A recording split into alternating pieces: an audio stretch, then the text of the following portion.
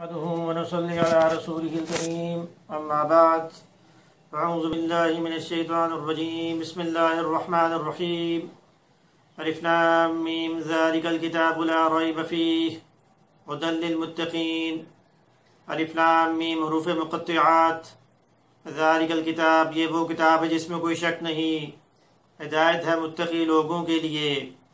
قرآن کریم میں اپنا تعارف کراتے ہوئے یہ بات فرمائی کہ قرآن کریم جو ہے وہ شک و شبہ سے بالا تر کتاب ہے، اس کے تمام احکامات میں کوئی شک نہیں۔ قرآن نے اگر کہا کہ قیامت آنی ہے تو اس میں بھی کوئی شک نہیں۔ قرآن نے اگر کہا کہ عیسیٰ علیہ السلام قیامت کی نشانی ہیں تو اس میں بھی کوئی شک نہیں۔ قرآن کریم نے اگر کہا کہ بھی اللہ پاک دوبارہ زندہ کریں گے تو اس میں بھی کوئی شک نہیں۔ تو قرآن کریم کا تعارف، اس کو سمجھنے کے لیے تین باتوں کا جاننا ضروری ہے، کیونکہ کسی بھی شے کو جاننے کے لیے تین باتوں کا ذہن میں ہونا ضروری ہے۔ نمبر ایک تعریف، نمبر دو موضوع، نمبر تین غرض و غائط۔ تو قرآن کریم جو ہے وہ قرأ یقرأ سے نکلا ہے، جس کا مطلب ہے پڑھی جانے والی کتاب، یعنی یہ وہ کتاب ہے جو حضرت محمد مصطفیٰ صلی اللہ علیہ وسلم پر 23 سال کے عرصے میں نازل ہوئی۔ نمبر دو موضوع، قرآن کریم کا موضوع انسان ہے، یعنی قرآن کریم نے جو بھی بیان کیا وہ حضرت انسان کی ہدایت کے لیے بیان کیا۔ قرآن کریم کی غرض و غائط فلاح فی الدارین ہے، یعنی دونوں جہانوں میں کامیابی، یعنی قرآن پر عمل کر کے انسان دونوں جہانوں میں کامیابی حاصل کر سکتا ہے۔ تو قرآن کریم کا خلاصہ وہ سورۃ الفاتح ہے، اور سورۃ الفاتح کا خلاصہ ایاک نعبد و ایاک نستعین ہے کہ ہم تیری عبادت کرتے رہیں گے، تجھی سے مدد مانگتے ہیں، مدد مانگتے رہیں گے۔ تو پورے قرآن کا خلاصہ جو ہے وہ ایاک نعبد و ایاک نستعین ہے۔ تو قرآن کریم ایک معجزاتی کتاب ہے، حضور اکرم صلی اللہ علیہ وسلم کے بے شمار معجزات ہیں، ہم نے کسی بھی معجزے کو دیکھا نہیں، لیکن قرآن واحد ایک ایسا معجزہ ہے کہ جسے ہم دیکھ بھی سکتے ہیں اور چھو بھی سکتے ہیں۔ تو قرآن کریم معجزاتی کتاب ہے جو جیسی نازل ہوئی آج بھی ویسے ہی موجود ہے۔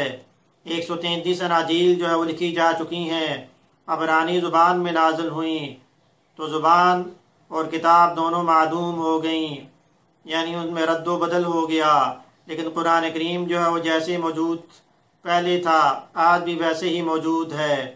مختلف مذاہب جو ہیں ان کے ہاں کوئی کتاب موجود نہیں، جناب بدھ نے اپنے ماننے والوں کو کوئی کتاب نہیں دی، جین دھرم کے بانی مہاویر نے اپنے ماننے والوں کو کوئی کتاب نہیں دی، اسی طرح زرتشت کی کتاب معدوم ہو گئی ہے۔ جناب بدھ نے کہا کہ پوری زندگی دکھ ہے، لیکن قرآن نے کہا کہ پوری زندگی جو ہے وہ جہاد فی سبیل اللہ ہے۔ قرآن واحد ایک ایسی کتاب ہے کہ جس نے فولاد کی اہمیت کو واضح کیا۔ قرآن واحد ایک ایسی کتاب ہے جس نے عورت کو جو ہے وہ طلاق کا حق دے دیا۔ تو قرآن کریم حضور اکرم صلی اللہ علیہ وسلم پر نازل کیا گیا، آپ نے مکہ میں جو ہے وہ 13 سالہ دور گزارا، اور مدینہ میں آپ نے جو ہے وہ 10 سالہ دور گزارا۔ مکی دور میں جو آیات نازل ہوئی انہیں مکی آیات کہتے ہیں، اور مدنی دور میں جو نازل ہوئی انہیں مدنی آیات کہتے ہیں۔ ان کی پہچان یہ ہے، مکی آیات کی پہچان وہ یا ایھا الناس، یعنی اے لوگوں سے شروع ہوتا ہے۔ یا ایھا الناس اعبدوا ربکم الذی خلقکم والذین من قبلکم، کیا اے لوگو عبادت کرو اس رب کی جس نے تمہیں پیدا کیا اور تم سے پہلے لوگوں کو پیدا کیا، تاکہ تم متقی پرہیزگار بن جاؤ۔ تو مکی آیات جو ہیں وہ یا ایھا الناس سے شروع ہوتی ہیں۔ مکی آیات میں عقائد اسلام بیان کر دیے گئے، کیونکہ اس وقت لوگوں نے اسلام قبول نہیں کیا تھا، تو ضرورت یہ تھی کہ لوگ زیادہ سے زیادہ اسلام قبول کریں۔ توحید کو مکی آیات میں بیان کر دیا گیا، رسالت کو مکی آیات میں بیان کر دیا گیا، فرشتوں پر ایمان لانا، آسمانی کتابوں پر ایمان لانا، آخرت پر ایمان لانا، اچھی بری تقدیر پر ایمان لانا مکی آیات میں بیان کر دیا گیا۔ مدنی آیات میں ارکان اسلام کو بیان کر دیا گیا، نماز کا حکم مدنی آیت میں بیان کر دیا گیا، روزے کا حکم مدنی آیت میں بیان کر دیا گیا، زکوٰۃ کا حکم جہاد کا حکم، ان تمام یہ جو احکامات ہیں یہ مدنی آیات میں بیان کر دیے گئے۔ اسی طرح وہ صورتیں کہ جن میں لفظ کلّا آیا وہ مکی آیات ہیں۔ اور اگر قرآن کریم کی آیات کی تقسیم کو اگر ہم دیکھیں تو قرآن کریم کی آیات 6666 ہیں۔ یہ بھی کم و بیش ہیں، ان میں کمی زیادتی ہو سکتی ہے۔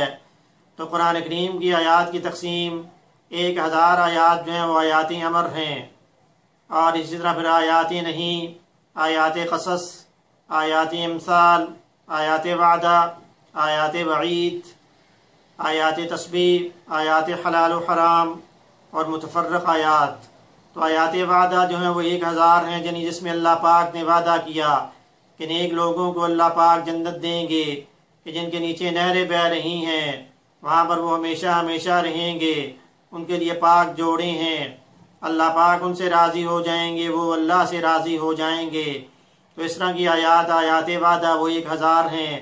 آیات وعید جس میں اللہ پاک نے کفار کو جو ڈرایا ہے کہ انہیں جہنم میں پھینکا جائے گا اور انہیں پیپ والا پانی پلایا جائے گا اور وہ گلے سے نیچے اتاریں گے لیکن نہ اترے گا، اور وہاں پر انہیں موت آئے گی لیکن وہ مر نہ سکیں گے۔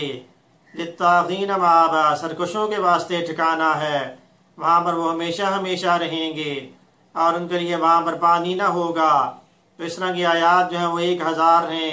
آیات امر کہ جس میں اللہ نے حکم دیا، اور مثال کے طور پہ وضو کے احکامات کہ ایمان والو جب نماز کے لیے کھڑے ہو تو اپنے چہرے کو دھو لیا کرو، بازوؤں کو کوہنیوں تک دھو لیا کرو، سر کا مسح کر لیا کرو، پاؤں کو دھو لیا کرو۔ اس طرح کی آیات جو ہیں جس میں احکامات دیے گئے وہ 1000 ہیں۔ آیات نہیں کہ جس میں اللہ پاک نے منع کر دیا وَلَا تَقْرَبُوا الزِّنَا کہ زنا کے قریب نہ جاؤ، کہ جیسے یا ایھا الذین آمنوا ایمان والو، شراب، جوا، بت، پانسے، ناپاک اور شیطانی اعمال ہیں، ان سے تم بچو تاکہ تم پہ رحم کیا جائے۔ تو آیات نہیں کی تعداد 1000 ہے۔ اور اسی طرح آیات قصص کہ جس میں انبیاء کے جو قصے بیان کر دیے گئے، جیسے یوسف علیہ السلام کا قصہ احسن القصص کہ جسے سب سے بہترین قصہ قرار دیا گیا، اور اس طرح موسیٰ علیہ السلام کا قصہ سب سے طویل قصہ، جس طرح قوم عاد کا قصہ، حضرت صالح علیہ السلام، حضرت ہود علیہ السلام، تمام انبیاء کے قصے بیان کر دیے گئے۔ آیات امثال کہ جس میں اللہ پاک نے مثالیں بیان کی، چونٹی کی مثال بیان کر دی، مکڑی کے جالے کی مثال بیان کر دی، اور اسی طرح شہد کی مکھی کی مثال اللہ نے بیان کر دی۔ اس طرح کی آیات کی تعداد بھی 1000 ہے۔ آیات حلال و حرام کہ جس میں اللہ پاک نے حلال و حرام کے بارے میں جو بیان کیا، جیسے حرام ہے تم پر مردہ، خنزیر کا گوشت، خون، اور وہ جانور کے ذبح کرتے وقت غیر اللہ کا نام لے لیا جائے، اس طرح کی چیزیں حرام ہیں۔ اور اسی طرح آیات تسبیح کہ جس میں اللہ کی تسبیح بیان کر دی گئی، اس طرح کی آیات 100 ہیں کہ کائنات میں کوئی بھی چیز ایسی نہیں جو اللہ کی تسبیح بیان نہ کرتی ہو، لیکن تم ان کی تسبیح کو سمجھتے نہیں۔ متفرق آیات 66 ہیں جو اس کے علاوہ ہیں۔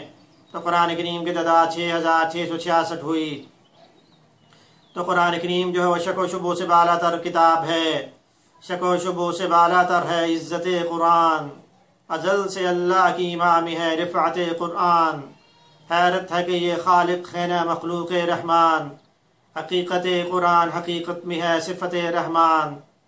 آخری 2 مصروں میں یہ بات بیان کر دی گئی کہ کائنات کی ہر چیز اللہ کی مخلوق ہے، اللہ پاک خود خالق ہیں، لیکن قرآن جو ہے وہ کیا چیز ہے؟ تو قرآن نہ ہی خالق ہے نہ ہی مخلوق ہے، قرآن اللہ کی صفت ہے، اللہ کی زبان ہے۔